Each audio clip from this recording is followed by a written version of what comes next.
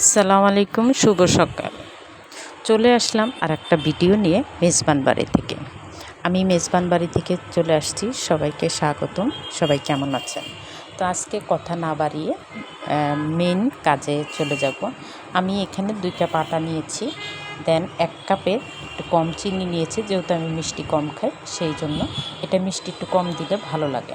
তা আমি ভালোভাবে ডিমের সাথে ফেটে নিয়েছি চিনিটার সাথে একটু ভ্যানিলা দিয়েছি, একটু বেকিং সোডা দিয়েছি। দেন আমি এগুলো ভালোভাবে ময়ান করে নিয়েছি। ভালোভাবে মাখাতে হবে, মাখিয়ে আপনি 30 মিনিট রেখে দিবেন একটা ঢাকনা দিয়ে ঢেকে চুলার পাশে। তারপরে তেল দিয়ে মাখিয়ে এটাকে একটু আটা যেভাবে আমরা রুটির মতো ছিনি ওভাবে ছেনে বেলে তারপরে আপনার শেপ অনুযায়ী বিস্কিটগুলো কেটে নেবেন। নিয়ে আপনি তেলে ভেজে নেবেন। এটা দেখুন, আমি দেখাচ্ছি, ছবিগুলো দেখে নিন। তেল কিন্তু অতটা নাই। তারপর আমি টিস্যুর উপরে ভেজে টিস্যুর উপরে রেখেছি।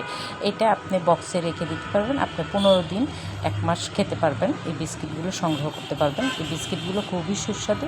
মেহমানের সামনেও দিতে পারবেন, নিজেরও খেতে পারবেন, বাচ্চাদেরও খাওয়াতে পারবেন। কারণ ঘরে যদি এরকম টাটকা খাবার তৈরি করে খেতে পারি তাহলে স্বাস্থ্যের জন্য অনেক উপকারী। হ্যাঁ, আপনারা হয়তো বলবেন যে তেলটা কোন স্বাস্থ্যের জন্য ভালো না।